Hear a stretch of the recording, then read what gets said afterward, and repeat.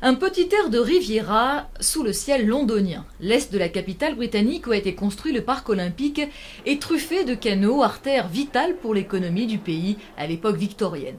Au XXe siècle, les industries qui prospéraient ici ont décliné, les canaux ont perdu leur utilité et ont été peu à peu laissés à l'abandon, un abandon souvent synonyme de pollution. Mais depuis quelques années, tout a changé.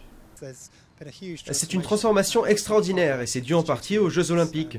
Il y a 7 ans, surtout du côté du parc olympique à l'est, il n'y avait que des canaux abandonnés qui n'avaient pas servi depuis plus de 30 ans. Les chemins de halage étaient envahis par la végétation et dans les canaux, il y avait plein de vases et de mauvaises herbes.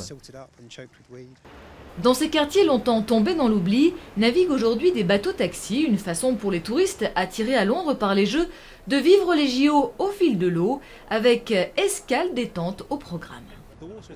L'eau, c'est un atout formidable pour nous, mais on se préoccupe aussi de l'avenir de ce quartier, de ce qu'il peut devenir après. Vous pouvez aller de l'Est londonien à Westminster en 45 minutes, c'est fantastique.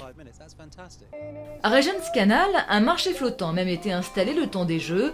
Livres, chapeaux ou remèdes médicinaux, on y trouve vraiment de tout. Ça fait seulement 2 ans, je dirais, que les gens ont redécouvert les canaux. Il y a quelque chose comme 2 à 3 fois plus de gens qui vivent sur des bateaux, qui ont fait ce choix de vie.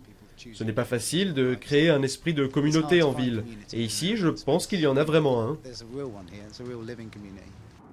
S'ils n'ont pas retrouvé un rôle aussi essentiel qu'aux grandes heures de l'ère industrielle, les canaux sont tout de même aujourd'hui un élément déterminant du renouveau de l'Est londonien.